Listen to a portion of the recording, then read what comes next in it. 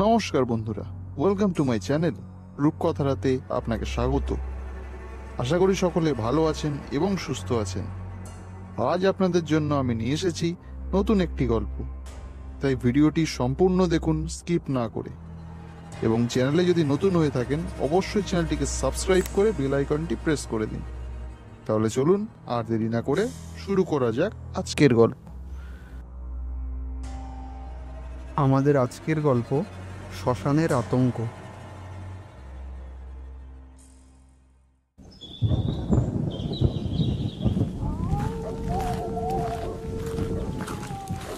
আরে ও বিন্দির মা, এত রাইতে কই যাও? ওই দিকটা যে একেবারেই ঠিক না। রাত বিরেতে শ্মশানের দিকে যাচ্ছ কেন? গ্রামের মোড়ল হরিহর বিন্দির মাকে এই কথাটি বলতেই উনি থমকে দাঁড়িয়ে গেলেন। বিন্দির মা বলল, আসলে না গো, আমি আজকে শ্মশানের মাটিতে একটা লাল বাতি পুঁতে আসতে যাচ্ছি। সকলে বলছিলেন এটা করলে নাকি গ্রামের মড়ক ঠিক হয়ে যাবে। বিন্দির মা কথা না বাড়িয়েই শ্মশানের দিকে চলে গেলেন। মোড়ল হরিহর মনে মনে বলল, কি সর্বনাশ! রাতের অন্ধকারে ওই শ্মশানে কেউ যায় নাকি? দিনের আলোতেও যেখানে লোকে যেতে ভয় পায়, সেখানে কিনা এই মহিলা রাতের অন্ধকারে গেল। আজ বাদে কাল বিন্দির বিয়ে, সেখানে এত রাতের বেলা ওই শ্মশানে গেলে অনেক কিছুই ঘটতে পারে, বলা তো যায় না। যদি কোনো কাল শত্রুকে ডেকে নিয়ে আসে, তখন কোথায় যাবে? বিয়ে তো পণ্ড হবেই, সেই সাথে বিন্দির জীবনটাও।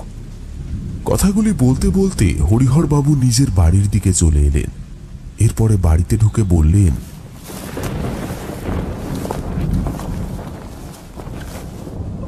গিন্নি, ও গিন্নি, ঘুমিয়ে পড়েছ নাকি? কি হলো বলবে তো? আহা, কি মুশকিল বলো দেখি।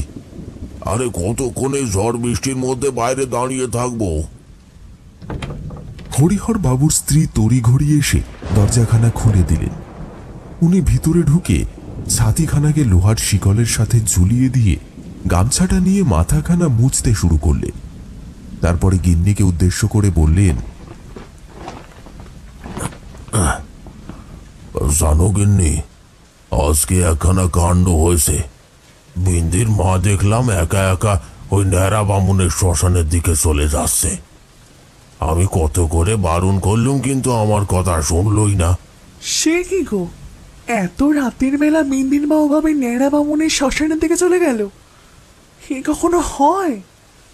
আজ বাদে কালোর মেয়ের বিয়ে, আর সেখানে কিনা একা রাতে ওই প্রীতিদের ডেরায় পৌঁছে গেল বিন্দির মা।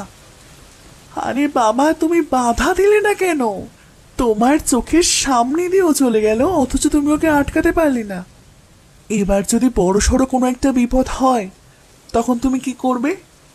হরিহর বাবু চিন্তিত হয়ে বললেন, গ্রামের মোড়ল হওয়ার দরুন এটা সত্যি কথা আছে, আমি গ্রামের প্রতিটা মানুষকে নিয়েই সমানভাবে চিন্তিত। সারা গ্রামের মানুষের কাছে আমি অপরাধী হতে চাই না বলেই তো আজ প্রায় 30,000 টাকা আমি বিন্দির মায়ের হাতে তুলে দিলাম, যাতে ও ঠিকঠাকভাবে মেয়ের বিয়েটা সেরে ফেলতে পারে। মেয়ের বিয়েটা নিয়ে কতবার আমাকে অনুরোধ করেছিল। আমারও একটা সন্তান নেই। বিন্দিকে আমি তো নিজের সন্তানের মতোই দেখি, তাই ওর মুখের দিকে তাকিয়ে না করতে পারিনি। কি হবে এত টাকা পয়সার? আজ মরলে কাল 2 দিন। তার চেয়ে ভালো যেটুকু যা আছে সেটা মানুষের কাছে গচ্ছিত রেখেই চলে যায়। আশীর্বাদ কুড়িয়ে নিয়ে যাওয়া অভিশাপের চেয়ে জেনে রেখো ঢের ভালো ফলদায়ী হয়ে থাকে। তাই আমি এইসব নিয়ে বেশি চিন্তা করিনি।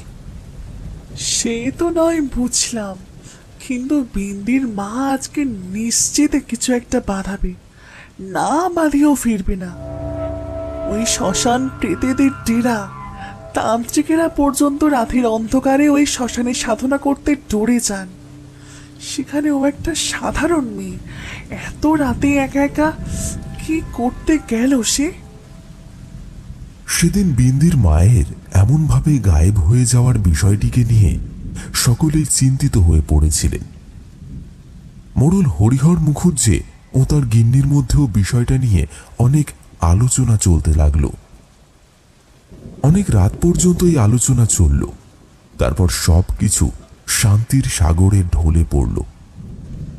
কিন্তু সেদিন রাতের বেলা বিন্দির মায়ের হাতে ঘটে যাওয়া ওই অনর্থের রেশ যে স্বয়ং তার মেয়ের জীবনেই এসে পড়বে, সেটা কেউ জানতে পারেনি।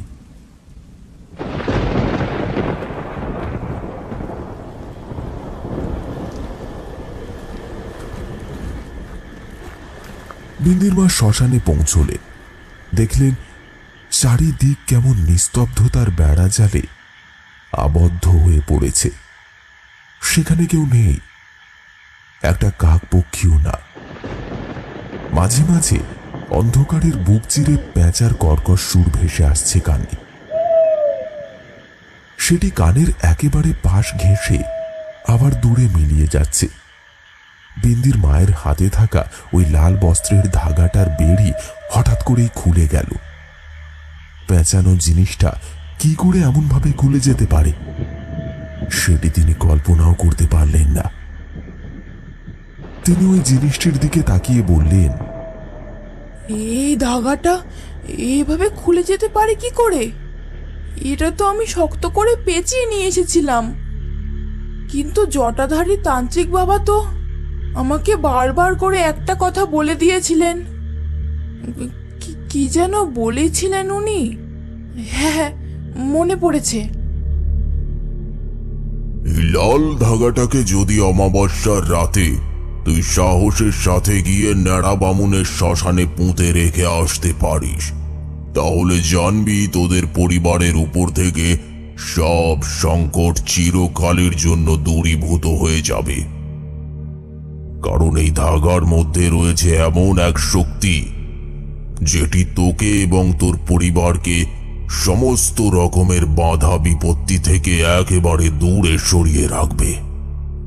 আর শুধুমাত্র তাই নয়, তার পাশাপাশি এই ধাগাটি যে কোনো ধরনের কালো শক্তিকেও তোর থেকে দূরে রাখবে। এই ধাগায় রয়েছে এমন এক শক্তি যাকে শেষ করবার জন্য একাধিক কালো শক্তি এটির দিকে ধাবিত হয়ে আসতে পারে, কিন্তু এটিকে উচ্ছেদ করে এগিয়ে যেতে পারে না। সত্যি এই ধাগাটি সেই অর্থে পরম শক্তিশালী, এটা মনে রাখিস। এটিকে উত্তর পশ্চিম দিকে পুঁতবি, মাটি খুঁড়ে তার মধ্যে ভরে দিবি, আর একবার এই কাজ সম্পন্ন হয়ে গেলে সামনের দিকে এগোতে থাকবি। তবে খবরদার, পিছনের দিকে কিন্তু ভুলেও তাকাবি না, কথাটা যেন মনে থাকে। বিন্দির মার সম্বিত ফিরে এলো। তিনি মনে মনে ভাবলেন, হ্যাঁ, এবারে সবটা একেবারে জলের মতো পরিষ্কার হয়ে গেছে। তাহলে এই ধাগাটিকে আমাকে উত্তর পশ্চিম দিকের একটা পরিষ্কার জায়গা দেখে মাটি খুঁড়ে সেখানেই পুঁতে দিতে হবে, যাতে এটি কারো হাতে না আসে। কিন্তু ধাগাটা এভাবে খুলে যাচ্ছে কেন? এটা তো হওয়ার কথা নয়। দেখি এটাকে ভালো করে আবার জড়িয়ে দিই। বিন্দির মা ওই লাল ধাগাটিকে ভালো করে প্যাঁচ দিয়ে জড়াতে যাবেন, এমন সময় জোরে জোরে হাওয়া বইতে শুরু করে দিল। এ কি, ঝড় উঠবে মনে হচ্ছে। এটা কিভাবে সম্ভব? এক্ষুনি তো সবকিছু ঠিক ছিল, হঠাৎ করে এমনভাবে পরিস্থিতি বদলে গেল কেন? সবকিছু স্বাভাবিক না থাকলে আমি কাজটা করব কি করে? কিন্তু ঝড় থামল না, ক্রমে বেড়েই চলল তার গতিবেগ।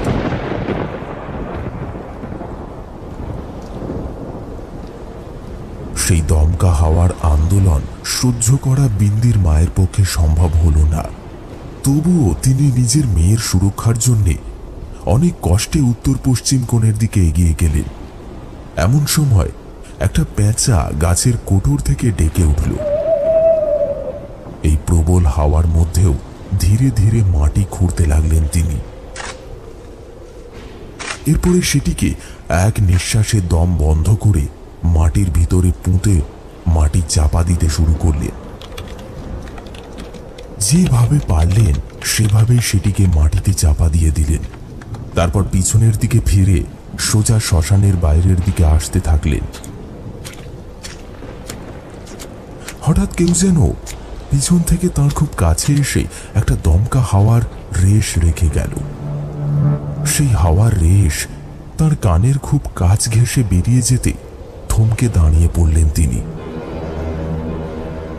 হঠাৎ করে একটা বিকট হাসির শব্দ কানে আসতে লাগলো তার।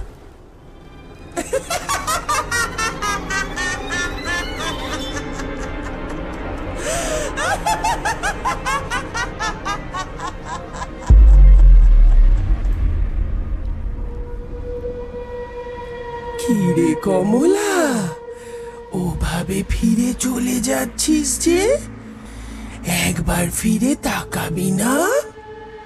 যা কেউ জানে না সেই অতীতকে তুই কি করে লুকিয়ে রাখবি বল? তোর স্বামী পাপ করেছিল, আমাকে একা পেয়ে আমার জীবনটা নষ্ট করেছিল, আর এরপরে তোকে বিয়ে করে সুখে শান্তিতে সংসার করছে। ব্যাস, হয়ে গেল তো 7 খুন মাফ। তুই ভেবেই নিলি যে এবার থেকে তোদের সবকিছু স্বাভাবিকভাবে চলবে, আর তোর মেয়ের বিয়েটাও খুব শান্তিপূর্ণভাবেই মিটে যাবে, তাই না?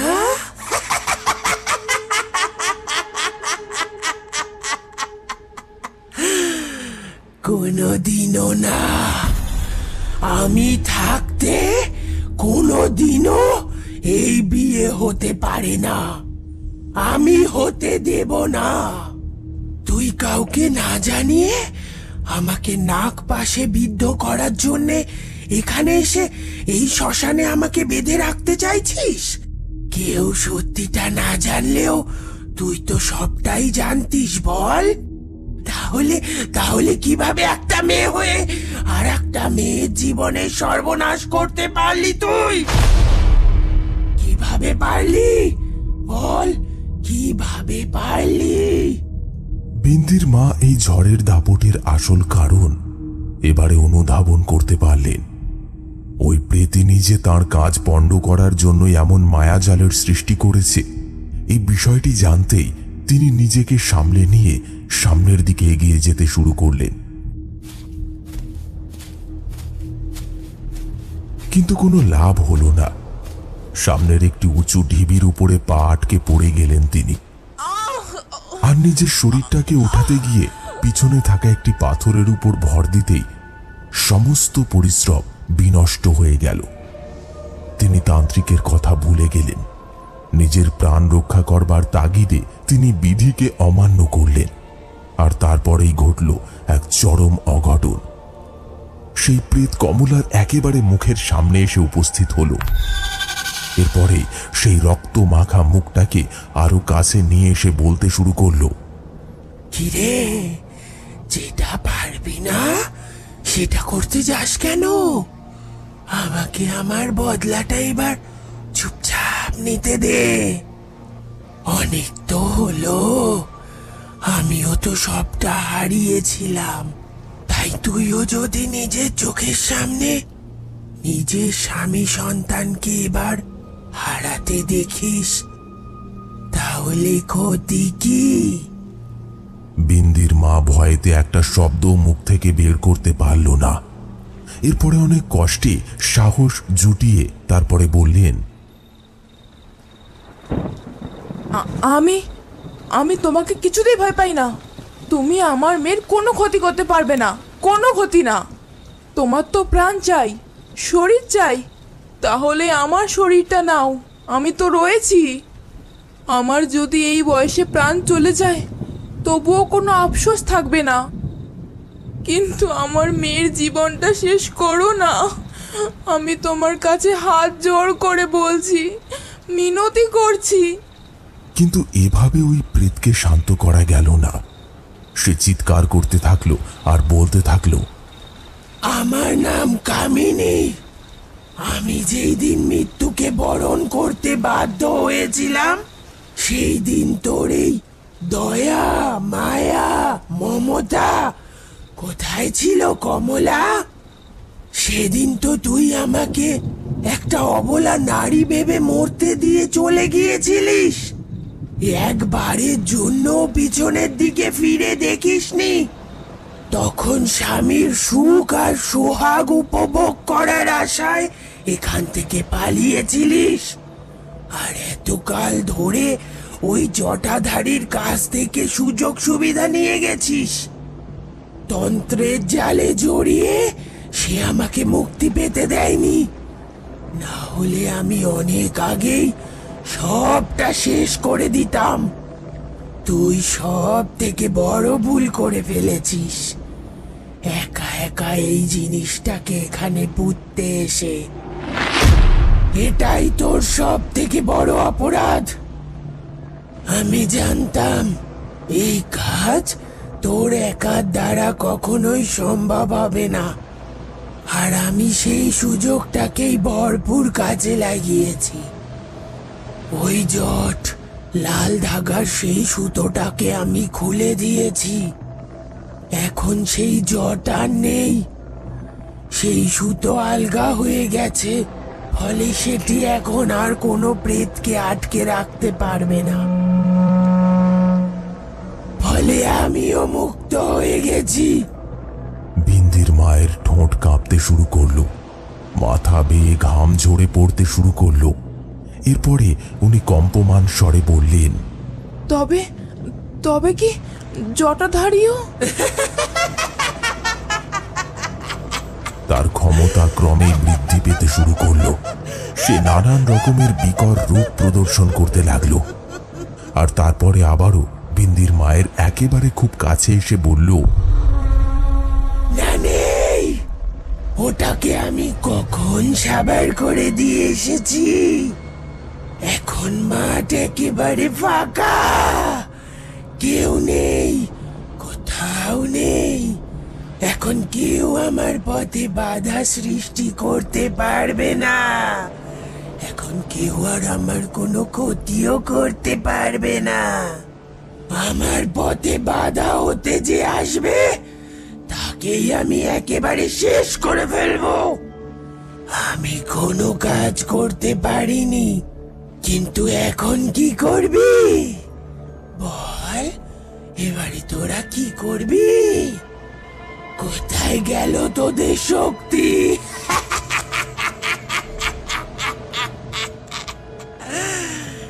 এখন দেখি তোরা কি খেল দেখাতে পারিস, কিভাবে আমাকে জালে জড়িয়ে রাখতে পারিস। এখন কেবল কামিনীর মায়াজাল কাজ করবে, আর কারণ নয়। আর আমি যা যা চেয়েছি এবারে সেটাই হবে। মিলিয়ে নিস আমার কথা।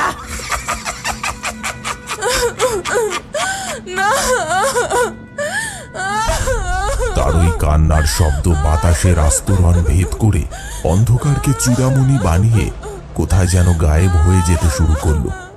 সেটির আর কোনো হদিশ খুঁজে পাওয়া গেল না, কিন্তু সেই বিভাগী মায়ের হৃদয় বিদারক কান্নার সুরটা একইভাবে বাতাসকে আন্দোলিত করেই চলল।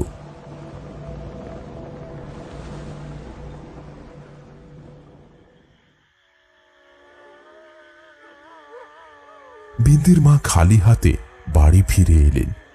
তার শরীরটা যেন আর চলতেই চাইল না। কিন্তু এমন বিষয়টিকে গ্রামের পঞ্চায়েতের কাছে তুললেও যে বিশেষ লাভ হবে না, এবং এই বিষয়টি তিনি বেশ আন্দাজ করতে পেরেছিলেন। এই কারণে একেবারে জড় পদার্থের মতন বসে রইলেন, বাড়ির দাওয়ার সামনে বসে কাঁদতে থাকলেন। মুখ ফেরাতেই দেখলেন মেয়ের বিয়ের ফুলগুলো ওইভাবেই সাজানো রয়েছে। আগামীকাল সকালেই বিন্দির বিয়ে, কিন্তু এই ফুলগুলোর আয়ু যে একেবারেই শেষ। ফুলগুলো শুকিয়ে একেবারে কালো হয়ে গেল। চোখের নিমেষে সেগুলির বর্ণ সম্পূর্ণরূপে বদলে গেল। সেগুলির আর কোনো অস্তিত্ব রইল না। সমস্ত ফুল কমলার চোখের সামনে ঝরে মাটিতে পড়ে গেল। কমলা সেটি দেখা মাত্রই চমকে উঠলেন। এরপরেই মনে হলো দমকা হওয়ার সাথেই একটা ভয়ঙ্কর হাসির শব্দ চারিদিকের ভূমিকে প্লাবিত করে অন্দরে প্রবেশ করছে। সেটির আভাস পাওয়া মাত্রই কমলা জ্ঞান হারিয়ে ফেলল।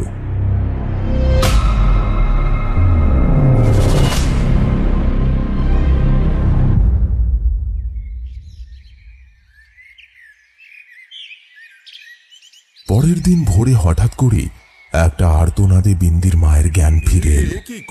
উনি দেখলেন ওনার সামনে দাঁড়িয়ে ওনার স্বামী বটুক।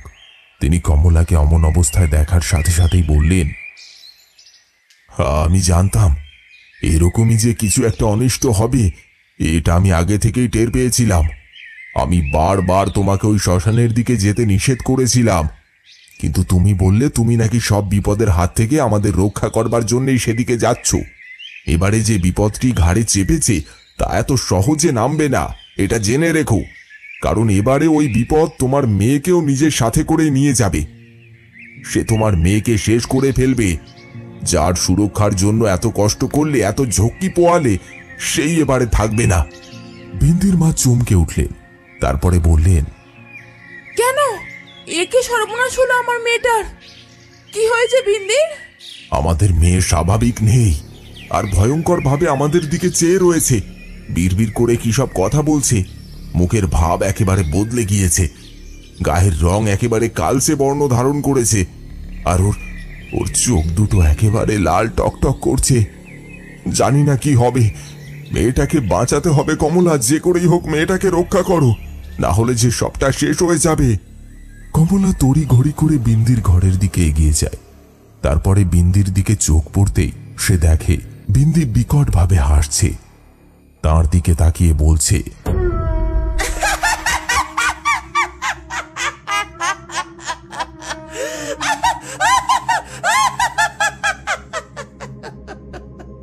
কিরে কমলা, কি শান্তি জানিস। এবারে আমি নিশ্চিন্তে তোর মেয়ের শরীরে থাকবো, আর কোনো অসুবিধে নেই। এতকাল ধরে তো আমি একটা শরীর চেয়েছিলাম। বটুকের কাছাকাছি থাকবার এর থেকে আর বড় উপায় ছিল না রে। বিন্দির মা অঝরে কাঁদতে কাঁদতে বললেন, এ হতে পারে না, এ কিছুতেই হতে পারে না। এটা তুমি করতে পারো না। দরকার পড়লে তুমি আমার শরীরটা নাও। আমি তো তোমাকে বলেছি তুমি আমাকে নাও, এদেরকে ছেড়ে দাও। বিন্দির শরীরে থাকা প্রেত আবারও হাসতে শুরু করলো। কিভাবে ছেড়ে দি বল দেখি? ওর শরীরটা তো আমার বেশি প্রিয়। এবারে ওর বিয়ে হবে।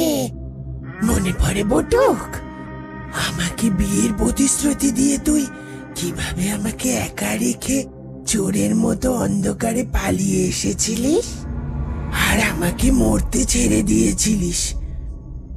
আমার শরীরটা তো শ্মশানেও স্থান পায়নি, কিন্তু তুই তো নিজের মুখে সেই কথা কোনোদিনও স্বীকার করবি না।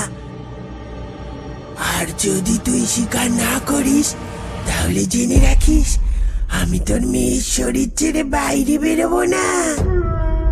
হয় তোকে নিজের সাথে করে নিয়ে যাব, না হলে তোর মেয়েকে কথা নচ্চর হবে না বলে দিলাম।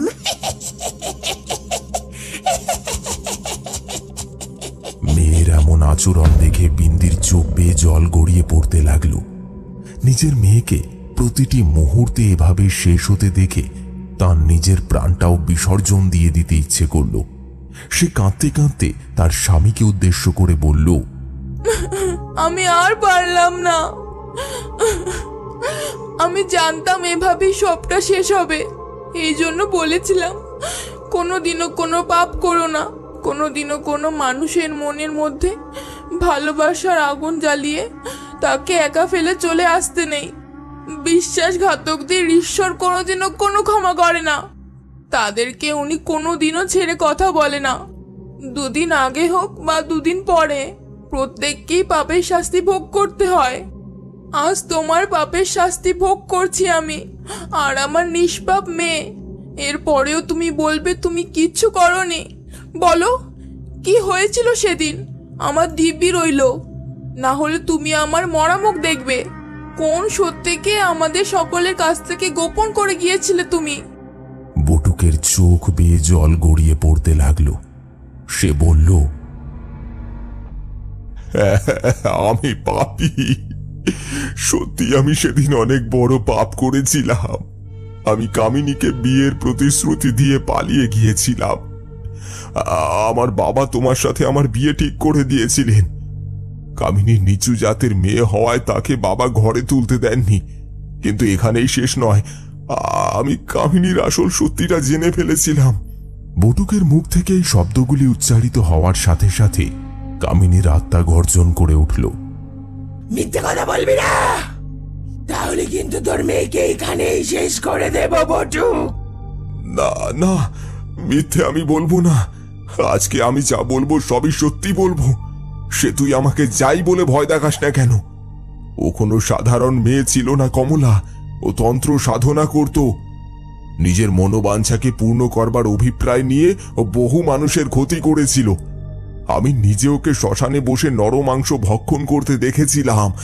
ওহ, কি ভয়ানক ছিল সেই দৃশ্য। বটুক এই কথাটি বলবার সাথে সাথেই বিন্দির মুখ থেকে আরো কিছুটা তাজা রক্ত বেরিয়ে এলো। এরপর কামিনী চিৎকার করে বলে উঠল, ওটা তোকে পাওয়ার জন্যই করেছিলাম আমি। কারণ তোর পরিবারের লোকেদের মন ঘোরানো কোনোদিনও এত সহজ ছিল না। এত সহজে ওদেরকে বশে আনা আমার মতন সাধারণ গ্রামের মেয়ের পক্ষে সম্ভব ছিল না। নিচু জাতের মেয়ের সাথে সহবাসে তো তোর কোনোদিনও কোনো অপরাধ বোধ হয়নি।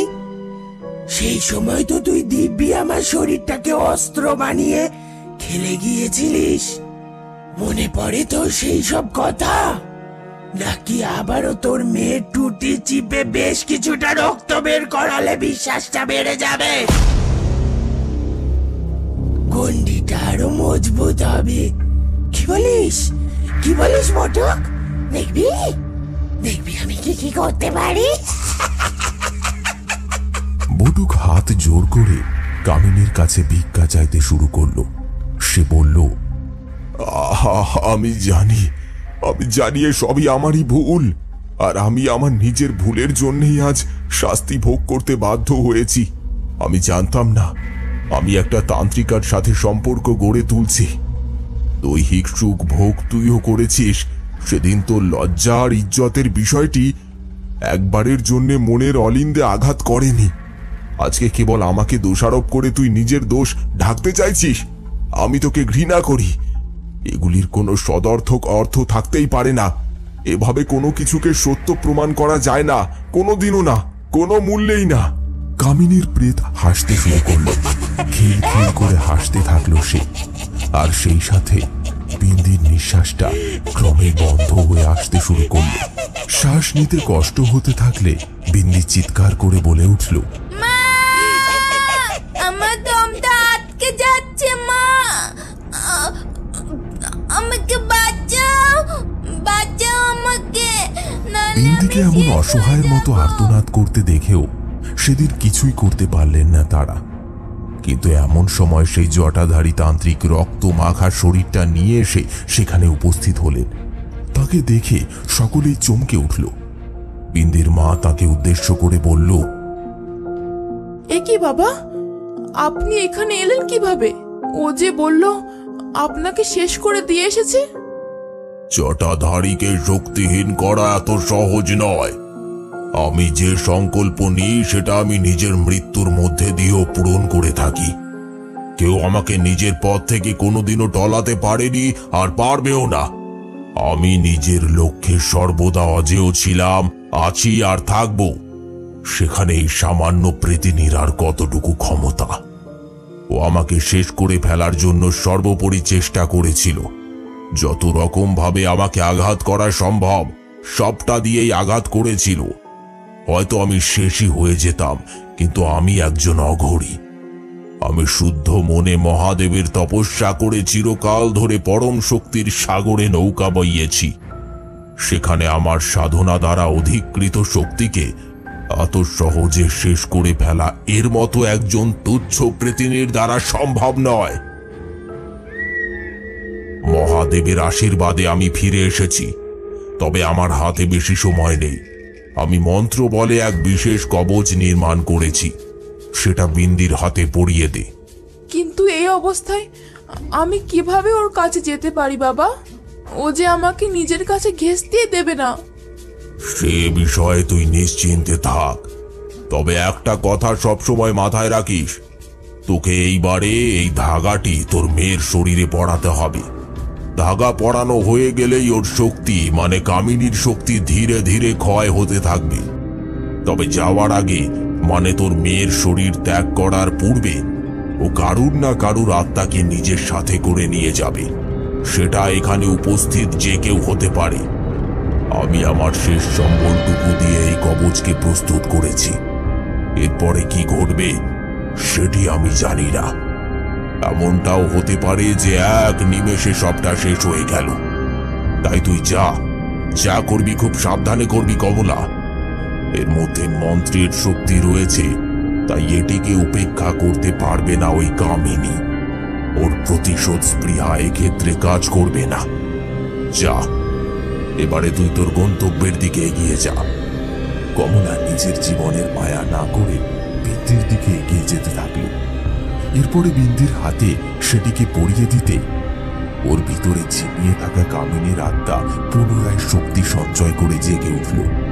বিন্দির শরীর থেকে কালো বর্ণের ধোঁয়া নির্গত হয়ে এগিয়ে আসতে শুরু করলো তাদের দিকে। কালো ধোঁয়াটি গোটা অঞ্চলটিকে কেন্দ্র করে প্রদক্ষিণ করতে থাকলো, আর এরপরে সেটি প্রবেশ করল বটুকের শরীরে। বটুক চিৎকার করতে থাকলো, কিন্তু ধীরে ধীরে মনে হলো কেউ যেন শ্বাস বন্ধ করে ওকে মেরে ফেলতে চাইছে। আর ঠিক তেমনটাই ঘটল। ধীরে ধীরে বটুকের শরীরটা নিস্তেজ হয়ে মাটিতে পড়ে গেল। সব শেষ। কমলা সামনের দিকে তাকিয়ে দেখল বিন্দির শরীরটা মেঝের উপরে উপুড় হয়ে পড়ে রয়েছে। ওর স্বামী পাথরের মতন শুয়ে আছে, মুখটা হাঁ হয়ে রয়েছে। আর ওদিকে শেষ হয়ে গিয়েছেন জটাধারীও। বিন্দির দিকে এক পা করে এগিয়ে গেলেন কমলা। এরপরে বিন্দিকে বুকে জড়িয়ে ধরে কাঁদতে লাগলেন।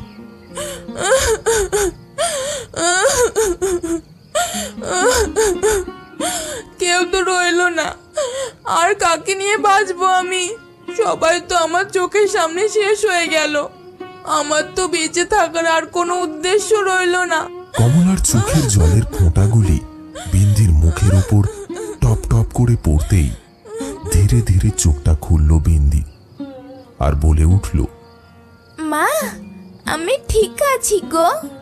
আমার কিচ্ছু হয়নি, দেখো সব ভালো হয়ে গেছে। সব কিছু আবার আগের মতো হয়ে গেছে।